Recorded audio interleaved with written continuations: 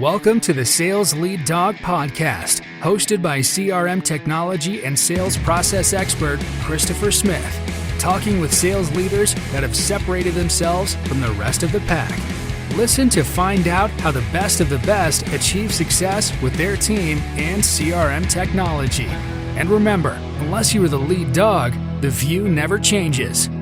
Welcome to Sales Lead Dog. Today we have joining us Bob Marsh. Bob, welcome to Sales Lead Dog. Thank you very much. Great to be here. Thanks for having me.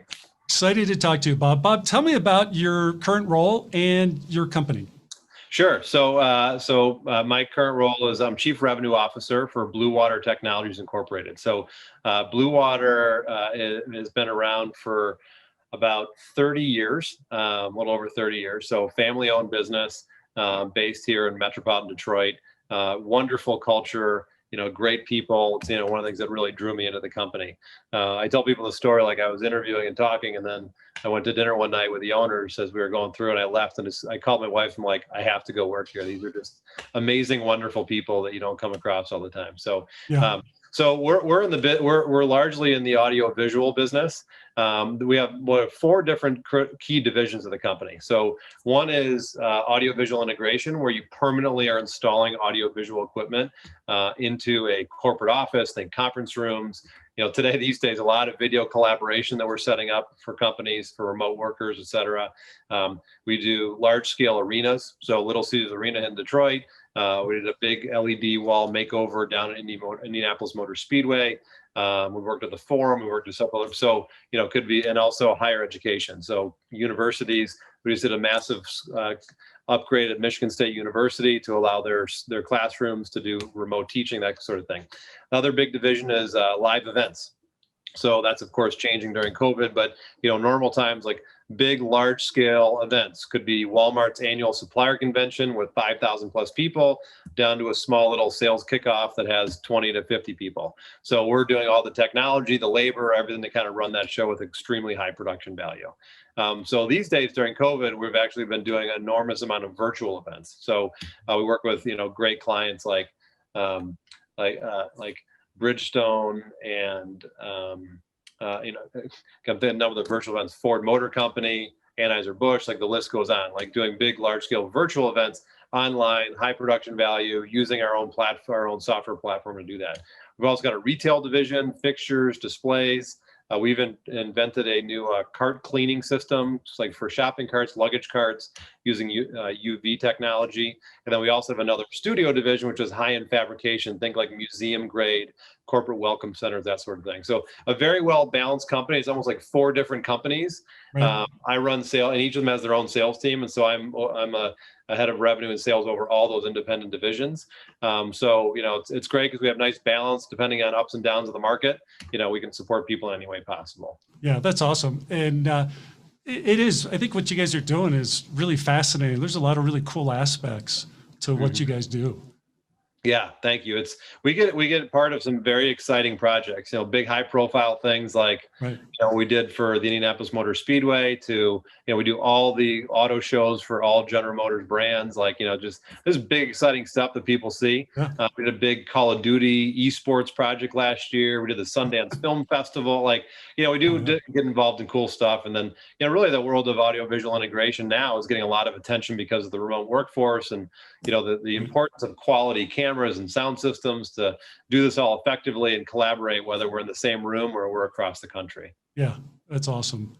So thinking back over your career, which you've had a pretty cool career, what do you think has really contributed? What are the three things that have really contributed to your success? Mm-hmm. I would say, so it's a great question. So one is, I learned early on in my career the importance of listening, and I learned that from my dad, especially. Like he and I worked together early in my career, and I observed him, and like he was a wonderful listener. I would say an active listener, and really asked wonderful questions. Like that's kind of something I think is really important to learn how to do. How do you ask great questions? He used to always say that people love to talk, so help them talk. So when you're asking questions to allow people to talk and kind of open up. And so, I kind of learned that naturally probably since I was a kid, but especially when we worked together. So that was really important. Other stage of my career, I learned the importance of being proactive. So I always kind of thought of it as like I learned to be a proactive seller, meaning that I wasn't always waiting for someone to come to me with an idea. Like I was willing to go to them. Hey, I got an idea. Here's something I did for somebody else. Helping. I feel like that sales is about leading people through a buying process, not selling to somebody. Right. And so I kind of look at it as a salesperson, your responsibility is to almost be the shepherd through the buying process, right. Help someone make the right decision, which of course you want to be in your favor, but you can't be afraid that maybe it's not right for you. And if the customer genuinely feels that you genuinely care about them making the right decision, which may be for you or a different change of the way you scope it or price it, like that goes a long way. And I'd say probably the third thing is the importance of coaching and developing people. So, again, if you genuinely care about helping other people, as you get into management, that, you really care about how do I help develop other people's skills so that I can make, the whole organization stronger. So one of the things I think it hit me early on in my career as I observed many others and myself and those who were successful or not successful in management is that I like to say that some people want to get into management to have power. Other people want to get into management to give other people power. And that's a very clear difference. And you can tell people who want one versus the other, and then who ends up being successful in doing so. Oh, yeah. Yeah, that's so true. Who has had the most impact on your career? Well, gosh, I don't think I can pin it on one person. So I'll maybe give a couple. So my dad, who I talked about, big help kind of putting me in the right direction early on. I would say then I worked at a company called ePrize. It was a wonderful stretch there. I had a great boss. His name was Keith Simmons. And he helped me kind of develop myself. Like he kind of, I think, saw some skills in me and he figured out how to get them out of me, I would say. So like he really kind of, I had made a big inflection point. Like he kind of gave me confidence. He pushed me, he encouraged me. He just made a big difference in kind of, I think, getting some swagger, as you like to say, like kind of get some swagger in your step, and it makes a difference. So, so that was definitely a big one. So I could go on about the amount of people that made an impact. So, but those are a couple. That's terrific. What part of those people that have really helped you do you try to emulate? Do you find yourself doing that? Yeah, I do. And it's why I kind of, there's, again, I could go on. I mean, there's a number of people that I emulate, a day to day, or, learn so much from, take little bits of them. So, another one, he was the founder of ePrize, has talked about, his name is Josh Linkner, very famed speaker, public speaker, investor, et cetera. And, I've learned so much from him early on. It was one of those people just very caring, nurturing, develop a great company, wonderful salesperson, wonderful presenter, and I think a lot of those things I learned from him. I had another, it's funny, the person who took on his role after he left, a guy by the name of Matt Wise, like a very logical, creative, innovative person. And I saw him always kind of lead with kind of calm and strength, and I learned from him. So yeah, sometimes I catch myself like, oh, I was just acting like this person or that person. You add it all up over time, and it's like, you never want to like copy someone, you got to be yourself, but right. You hope that you learn from people over time and you get little bits of what they do and they add up to who you are. Right. It sounds like you really look for opportunities to learn from others. Yeah, absolutely. I'd say, it's funny. I sometimes think that it's a overall strength, but sometimes a fault. I'm always like trying to listen and learn and read, and there's always kind of an important balance. Like, yes, I definitely, I had, especially when I ran my own company, I created a company called Level 11. I was the founder and CEO, grew that company, sold it. And we had an amazing board. I mean, unbelievable people. And like, I was just so drawn to these people to learn from them. And I learned a tremendous amount. And so what I mean by like the careful balance, like you always want to be looking for guidance and insight, but also you have to learn like to trust yourself and just go with it. Right. And so that's something that I also learned is like, you can't always be constantly looking for what should I do? What was someone's advice? You gotta be like, hey, just, you got this. Like, just trust yourself and go for it. So, yep. So when you're developing sales teams, how do you translate everything you've learned over your career, how do you like to structure that and transfer that knowledge you have to your team? Mm-hmm. So I would say first, the most important thing. So I'll tell you what I did when I got here to Bluewater. So that was it was coming on 3 years ago, and I created a 30, 60, 90-day plan. And so it's a radically simple concept, but also incredibly difficult to stick to. Because when you come in, you're like, oh, that's wrong, I want to fix that. Oh, that's wrong, I want to fix that. Oh, I have an idea, this will work. So, and you just can't do that. Right.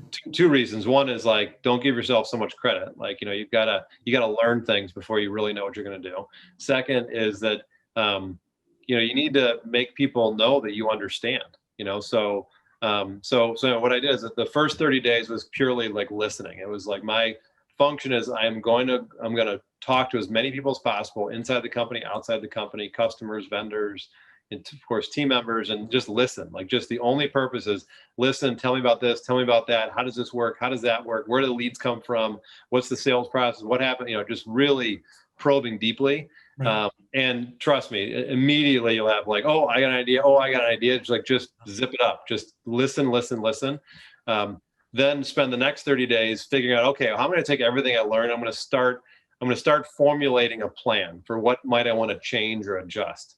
I think it's important. Like, you can easily, I'm just going to blow this all up and start all over, but like that'll never work.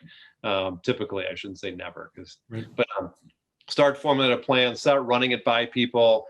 Get their buy-in, get their thoughts, like, hey, what if we did this? What would happen? Like, so just, again, a whole 30 days, like really thinking about proposing things, getting people's feedback, having them part of creating that, helping them jointly author it with me. And then the next 30 days is like, okay, let's go. So what happens is that was just a great process. So it helped me kind of get through it. It was very visible. I told everybody, this is what I'm doing. I'm spending 30 days listening, 30 days kind of orchestrating or starting to plan, and 30 days implementing. Right. And so you realize, and I saw another leader do this where I kind of learned that approach. And it seems like, God, it takes so long. Like, why don't you just go move forward with what you think we should do? The reality is that is like really fast. So because it's done carefully and methodically, in the long run, you get so much accomplished so much faster.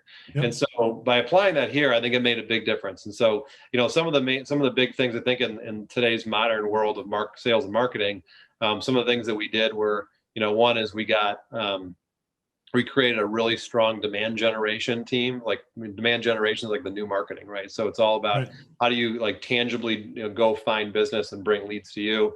Having a good, strong measurement system and a CRM to kind of manage all your metrics, figuring out what those operating metrics of sales are, and having a system to measure them.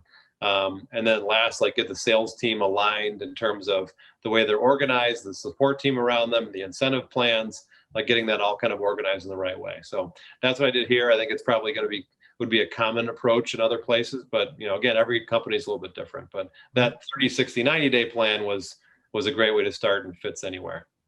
And using that approach, thinking as you were talking, it's very consultative. You're giving people time to get used to you without just coming in and just firing from the hip.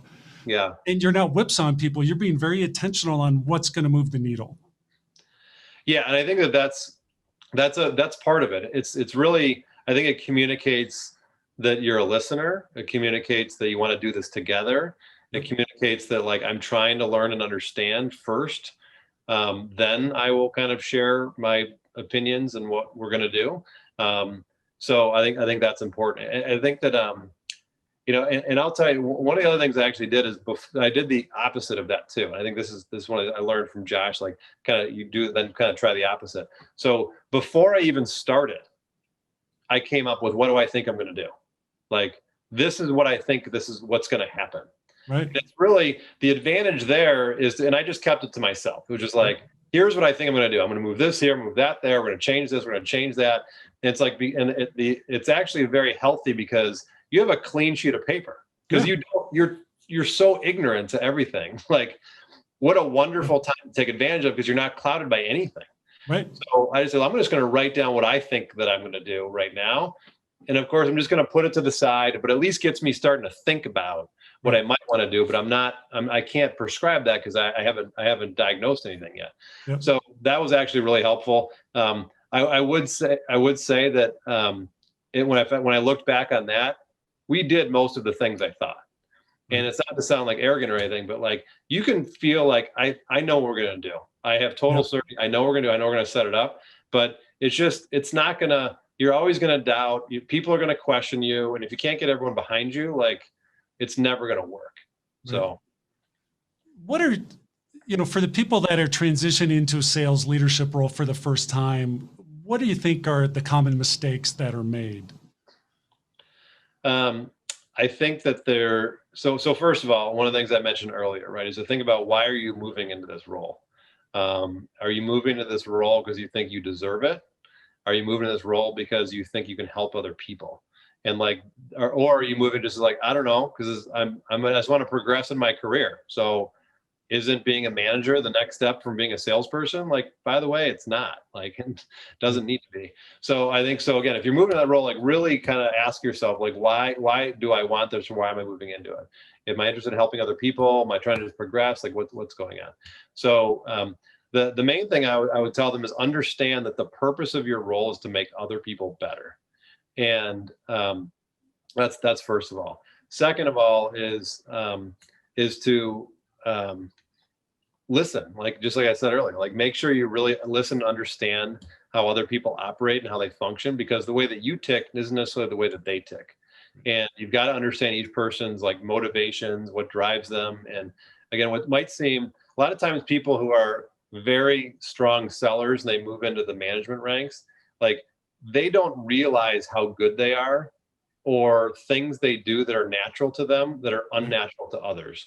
Right. And so the more you get to know people and you learn like, geez, like the way that I prospect, the way that I write a proposal, the way that I ask questions seems so obvious to me because they're natural, right, but they're not to other people. And so you have to figure out, how do I attempt to like codify like my skill set, and I can teach people them, but it's not like the Bob way is the way. Like you can't be like my way is the way. Like everyone's got their methods, and you realize this. So I would say those are a few of the main things I'd suggest. The other thing I would say is I think first-time managers think that like I want to be very close with my team, and it is important, but it's always like trying to balance like the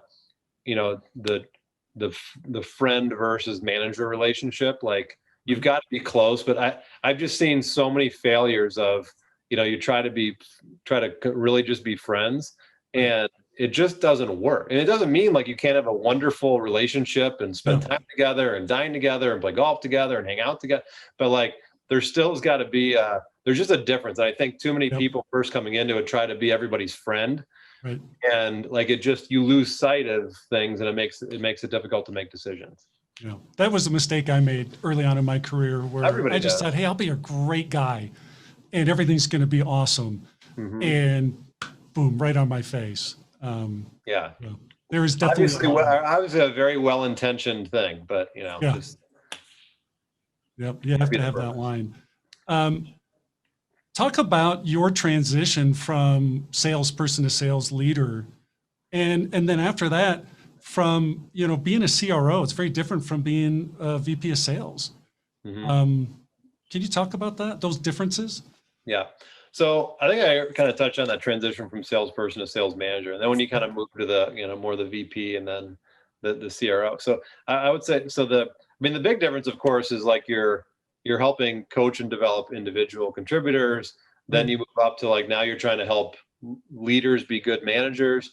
And then you go up, now you're trying to help leaders be good leaders, so that's kind of the difference. So I would say in particular, moving into more of a managing managers kind of a role, it's now you're setting more of the strategy and the vision for how do I want to go to market. So when you're managing a sales team, largely what you're doing is like, okay, I'm just trying to help coach and develop these people to like make deals happen and work through the pipeline, the whole thing. When you go up to the next step, which could be a VP of sales or even a CRO level, you're defining like, how do I want to go to market? So like, which markets should we go after? What products should we be selling? How should we be positioning the company? What type of people do we want to have on our staff? what metrics are we going to use to manage the company? Like, how do I work directly with operations to make sure we're all in sync about how things happen? So, Right. so you're taking a much wider view of the company and the market. Yeah. Not just like I'm just trying to manage a group of salespeople. So that's Yeah. kind of the big difference, and that's hard. I mean, because I struggle with it sometimes too. Like, I just want to get in the weeds. I want to get in the middle of a project, and that's fine. One of the things that I think can be, it can be a slippery slope is like when you move into like the VP or SC, whatever level that might be, is that doesn't mean you're not still in the middle of a project. Right. Like, I think a lot of times a manager moves in the manager ranks. You're like, I miss selling. I miss being in the middle of it. It's like, well, then you're maybe not doing it right, because you should feel like you're in the middle of projects. Like, every once in a while, like, go to a meeting, like, call a customer, sit in, uncover new opportunities yourself. Like you should, like, you can get in the middle of a project and really very closely, like, figure out how to negotiate, how to coach the salesperson, how to win it. And like, that gets those sales juices going that I think a lot of people move into management feel like they miss, but like, that should not go away. Like, right. If it's going away, you're too distant. You've got to be like, I talk to all of our direct salespeople like on a weekly basis, like, because I want to know what's going on, and sometimes I find a way that I can help them out. It's not about going around the manager. It's like, no, I got to stay in touch, and sometimes I uncover something that's like, then I can go to the manager and say, hey, I just observed this. I thought you should be aware. It's something to work on with that salesperson, or I just helped kind of eliminate an obstacle that wouldn't have otherwise been there. Right. I think what you said, that really resonates with me in terms of, I know as a vendor, we implement CRM. One of our keys to success, and we actually write this into our contracts, is that we want C-level participation in the project because it's so strategic to what companies are doing. I think a lot of people, when they get into the upper levels of management, they think, oh, I have to be hands off and let my people run everything. And I get that to a point, but you still, like you said, you have to be involved, but that doesn't mean you have to go in and move all the chairs around. No, you can't take over, like, so, one of the things I tell frontline managers is to say, for in certain situations with certain salespeople, like, join their sales meetings, because sometimes, or their meetings with customers, because there's like two different scenarios.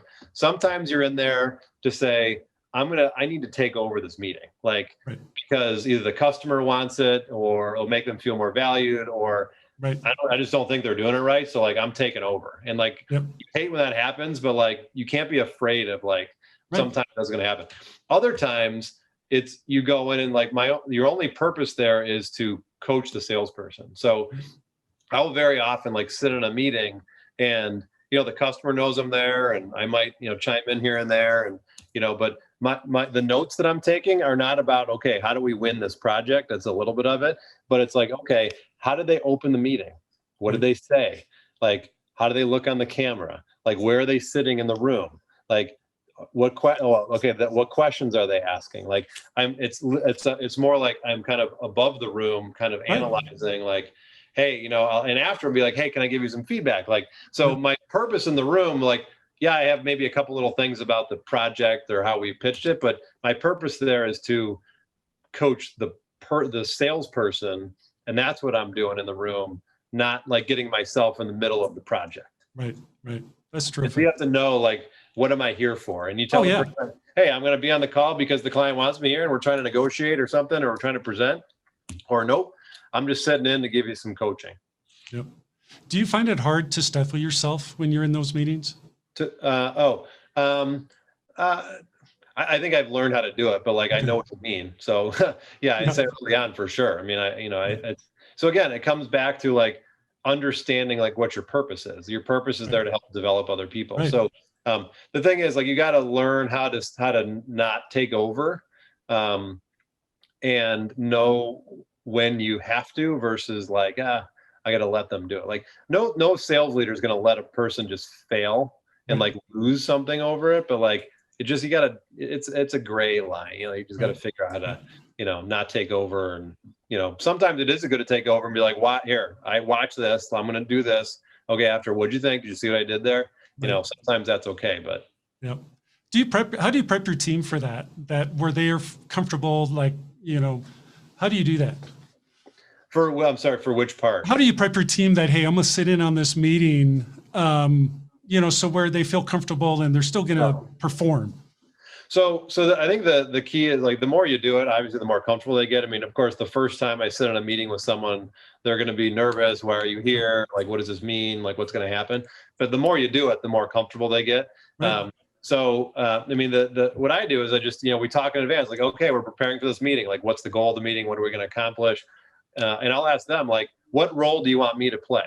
And so, often I'll tell someone, is like, you're the quarterback. Like, you're running this deal. I don't run this deal. Like, I might have a big title, but, like, it's your project, your customer. Like, what role do you want me to play? And so I'll encourage you to, like, pull me in, just, even if you just want my title in the room, because it'll make the customer feel better, I'll be there. Like, you know what you're doing as well as I do, but, like, sometimes it's valuable. So we just talk, like, what do you want my role to be? Do you want me to pitch part of it? Some of it because the customer want to hear, or maybe you just think I'm really good at pitching this part of it, so take advantage of it. Great, I don't care. There's nothing against you. Like, that's smart. It's like you're taking advantage of your resources. Oh yeah. So that's kind of the thing. And then I'll ask them, like, all right, people here, like, have learned, like, what I'll do is I'll be quiet, and then I will pitch in if I think something needs to be pitched in, or I'll ask questions, which is kind of where I tend to do a lot. That's kind of the role to take. But other times, it's very careful. Like, no, this is what I want your role to be specifically, and we just work on that together. I think it's important also to know what your strength is. Like I think I'm really good at listening and like reading between the lines, and also like noticing. Like, I don't think we have them kind of their attention, or I don't think something's going on. So someone say, hey, you focus on your presenting. I'm going to be looking for, like, people's reactions, and do I think that you've lost them? So I might play that role just to keep them engaged.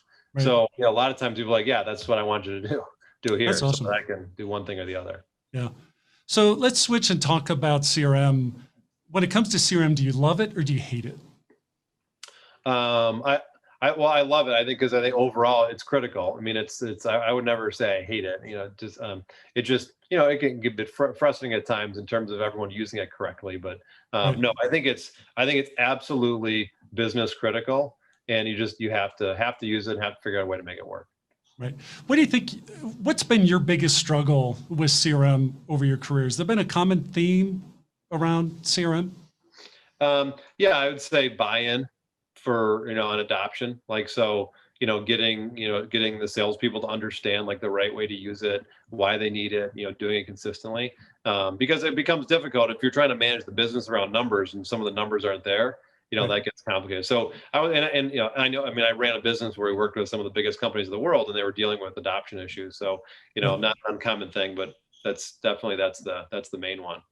And one of the tips we provide our customers is to have a why when you're talking with that front end, and it could be a variety of whys, and sometimes it's different by the individual. How do you communicate the why to your team? Mm-hmm. So I say, well, first of all, the reason we have to have a CRM. We have to have a single system that manages all of our customer and prospect data. Like, that's just, any kind of modern company has to have it. It's the plumbing of the sales organization and our customer. So that's kind of the first, is like, it's a non-starter. We have to have that. The other thing is, like, in order to effectively manage the business, like, we need metrics to manage around, understand meetings and pipeline and where the leads are coming from and how that translates to close rate. Like, we just need that to manage the business. When it comes to the salesperson, is that for you, like, sometimes you might feel like there's certain things that I don't know why I'm doing this exactly, but that is, if you use the CRM effectively, it will allow you to manage your business, your business better. Your business defined as, like, your territory or group of accounts. Like, for example, if you don't have a CRM system, how do you know the last time that you contacted customer 137 on your list? Like, you're not doing it from your notebooks or your memory. Like, I'm sorry, no one's that smart. So, like, the ability to know, like, okay, here's my accounts. How do I organize and prioritize what I want to go after? How often I want to stay in touch with them, having a system to kind of know have I called them? When's the last conversation? When's the last time I even tried to reach out to somebody? Managing all of that is just so important. So as a salesperson, if you want to effectively and optimize your territory or your sales account list, whatever it might be, you have to have a system to manage that, which is, here's my accounts, here's when I contacted them, here's when I talked to them, here's my opportunities, here's what I've won. Like, you need a system to do that. You have to. Yeah. And if you don't, like, you're gonna it's not that you're gonna fail as a salesperson, but you're not optimizing what's possible. Right. I think another big part of it is when we talk with the frontline salespeople is looking at what you've lost and capturing that information. And then over time, being able to go back and look at that and analyze those lost deals. Mm-hmm. And where am I seeing those patterns or the commonalities between these deals we're losing? And what can I change or adapt so that I convert those losses into wins in the future? Definitely. No doubt. How do you guys, when you're working with your team, what do you do to help them with the losses and learn from those losses? So one thing that I like to do is win and loss analysis. So I don't do this regularly enough, but it's like maybe once or twice a year where we'll sit down with either a bunch of salespeople or individuals and be like, okay, let's talk through like the loss, like what happened. Like, so they walk through wins, like, why do we win it? Where did it come from? What was the critical inflection point that told you we won the project? Like, just those are the basics. Yep. But then to also be analyzing the losses. Okay, where'd the lead come from? Why? Like, what's your explanation for why we lost? Was there a point in the sales process where your instincts told you we were going to lose it? When was that, and why was that? And then in retrospect, is there anything? What could we have done different that would have flipped it the other way? Not saying we should have or we're going to, but like, what would have been the thing? And it might be like, well, yeah, I maybe should have brought this person in, or maybe it's pricing, maybe it's I was afraid to go around my contact to the senior contact because I thought I'd get in trouble, but I lost the deal. So now, like, what? Nothing to lose. So that's kind of a process that I like to follow. That's great. And if you don't have a CRM, you're not capturing that information, you're not going to have a very good retrospective. Exactly. Yeah, that's awesome. Bob, we're coming up on our time here on Sales Lead Dog. I really appreciate you coming on the show. If the people want to reach out and connect with you, learn more about Bluewater, what's the best way for them to do that? So LinkedIn, of course, right? So you can always find me on LinkedIn. There's LinkedIn at Bob Marsh 5, but you just look me up there. And then bluewatertech.com is our website. So reach out either way. Yeah, well, it's been great talking to you. You really have had a great career and some terrific insight you shared with us today. I really appreciate it. Great. Well, thank you, Chris. Appreciate the time. As we end this discussion on Sales Lead Dog, be sure to subscribe to catch all our episodes. On social media, follow us on LinkedIn, Facebook, and Instagram. Watch the videos on YouTube, and you can also find our episodes on our website at impellercrm.com/Sales Lead Dog. Sales Lead Dog is supported by Impeller CRM, delivering objectively better CRM for business, guaranteed.